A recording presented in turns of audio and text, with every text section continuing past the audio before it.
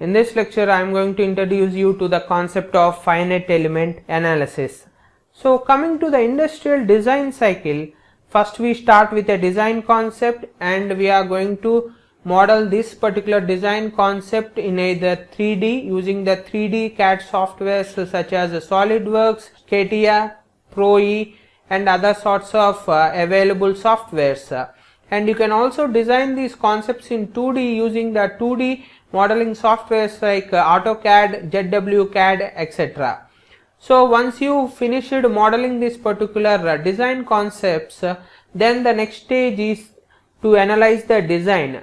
So what happens in this particular stage, we are going to virtually test whether our product design is going to withstand all the loads it is going to come across in its life, or otherwise let us say if it is being used in high temperature zones, then what we can do is we can virtually test and see whether it can withstand the operating temperatures for that particular product or not. So likewise you are going to analyze the total design, and once you analyze the total design, then you will come to the stage of design optimization where you are going to try to optimize the product design. So in these two stages of design analysis and design optimization, we can use CAE softwares which are based on the process of finite element method or finite difference method or BEM method, such as ANSYS, Abacus and Nastran, and there are other lot of CAE softwares that are available in the market. Once the product design has passed through these stages,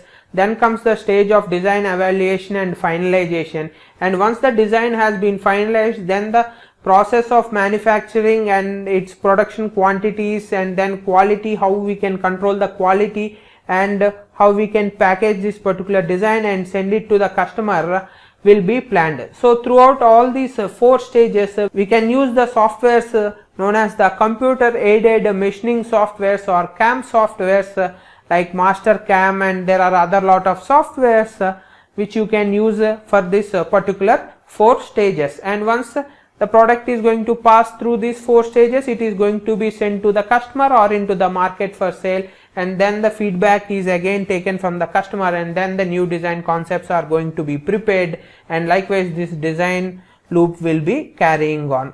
And then again, if the product is going to fail at design analysis phase or the design optimization phase, we are going to resend it to the design concept stage or otherwise design modeling stage. So this is how an industrial design cycle works. So for the design analysis and design optimization phases, we are going to use the FEA softwares like ANSYS, Abacus, Nastran, NX and other sorts of softwares that are available in the market. Then, so what are the major ways in which any engineering problem can be solved? So any engineering problem can be solved in three ways. One is the analytical method, second one is the numerical method, third one is the experimental method.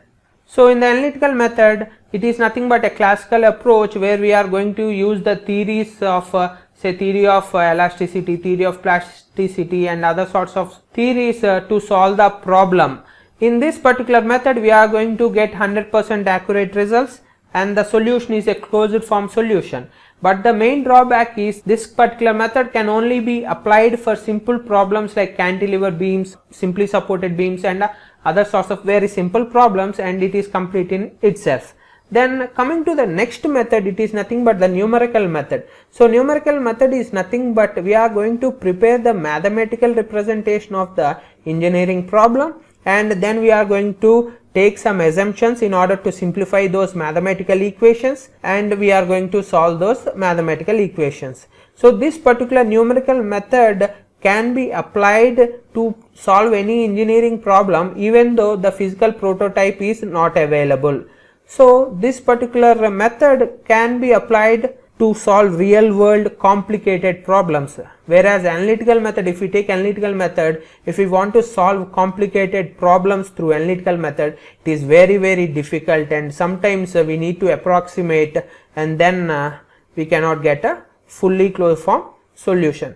Then this numerical methods, the results which come from this numerical method cannot be believed blindly. So what happens is we should be either using some form of analytical method or some form of experimental method to verify the results that are coming from the numerical method. Then coming to the third type, we can solve any engineering problem using experimental method. So what happens in an experimental method, we are going to take the actual measurements. So what happens is, if we are going to find out the deflection of a beam, we need to set up all the weights and all the boundary conditions in an actual setup. Then we need to take some extensometers and then we are going to measure the strain, stress and deflection and other sorts of things. And it is a very time consuming as well as it needs very expensive setups. So in order to perform experiments, you need to destroy the product. So it is a very expensive process, and likewise it also is a time consuming process. And see, it is only applicable for the physical prototypes.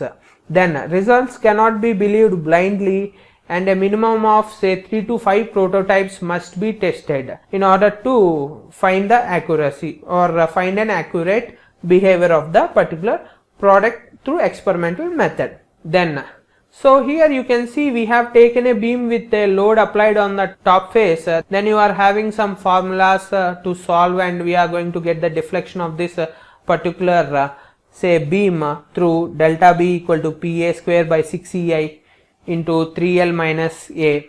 So likewise here is an example where we have used some FEA software in order to solve the similar type of problem, but we haven't created any equations by ourselves. We are going to give the software an input and it is going to give us the results.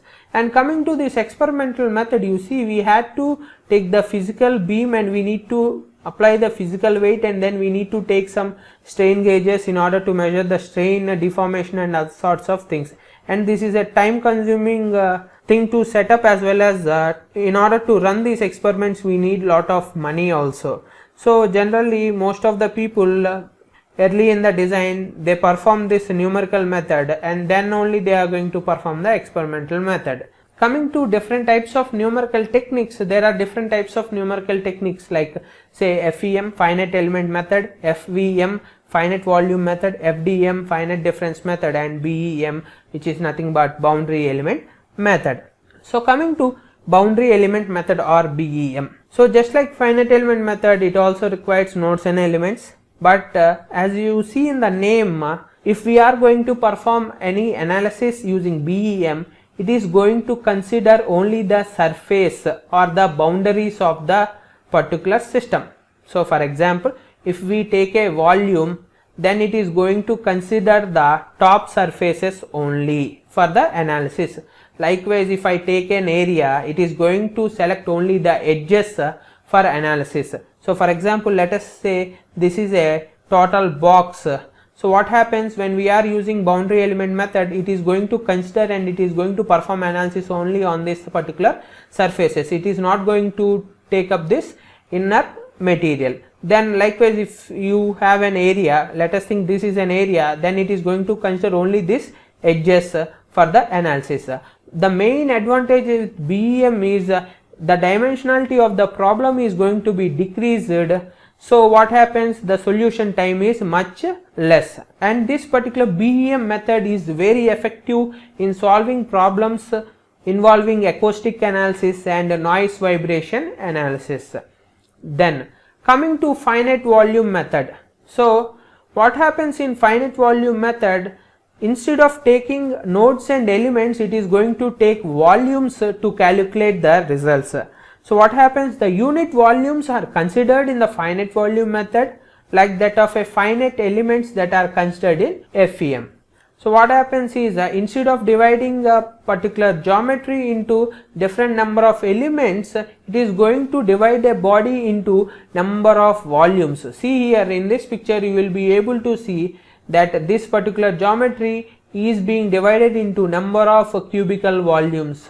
Likewise, different variables such as pressure, velocity, area, mass, etc. can be calculated, and then this particular total method is based upon the Navier-Stokes equation, like say mass, momentum and energy conservation equilibrium equations. Then coming to the applications of FVM, every CFD software or computational fluid dynamics software which is used to perform fluid analysis like For example, here you can see in this image, this particular plane is being tested for the airflow over it. So what happens, in order to test such type of flows, you need to apply the method known as CFD. Which using this FEM technique, we are going to solve for the fluid flows as well as this type of electronic cooling problems and other sorts of problems. Generally all the CFD softwares will be using the technique of FVM or finite volume method. Then the next method is the finite difference method. So coming to the finite difference method,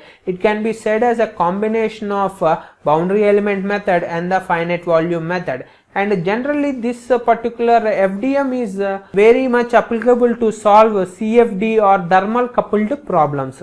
So coming to what is FDM, so the finite difference method is nothing but it is a way in which we can solve differential equations. Generally an engineering problem will be defined in the form of a differential equations, and this FDM method is one of the technique that can be used to solve these differential equations. So what happens, we are going to use the Taylor series to convert this differential equation into an algebraic equation so that we can solve the algebraic equation more easily. But in the process of conversion, what happens, higher order terms are going to be neglected. For example, here you are going to see a coupled analysis of a lungs wherein you are going to see CFD analysis in the first stage, and then you are going to use those results in order to find out the pressure and the stresses that are going to be developed inside the lungs. Likewise, you can use FDM to solve coupled problems. Then finally coming to our basic concept of FEM or FEA, finite element method or finite element analysis.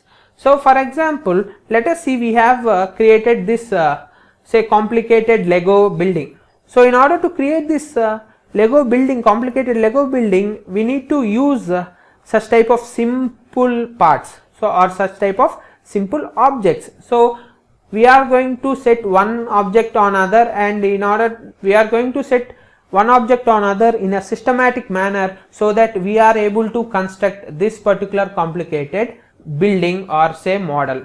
So the finite element method is also nothing but it is based upon the idea of building a complicated object by the use of simple blocks, or say we are going to take a complicated object like this and we are going to divide these complicated objects into smaller pieces and more manageable pieces in order to solve that particular problem. So why are we going to apply this FEA or FEM, and what is the necessity that we are going to learn this particular software? So FEA provides a way for virtually testing a product design. So without even going to the actual product, we can test the performance of the product and we can make the necessary changes without having costly delays in time or without having a lot of expenses incurred. It helps us to understand the design and implement appropriate design changes in the product development process. The adoption of FEA in the design cycle is driven by the market pressure, because what happens, if you are going to design a new product and you want to be competitive, you need to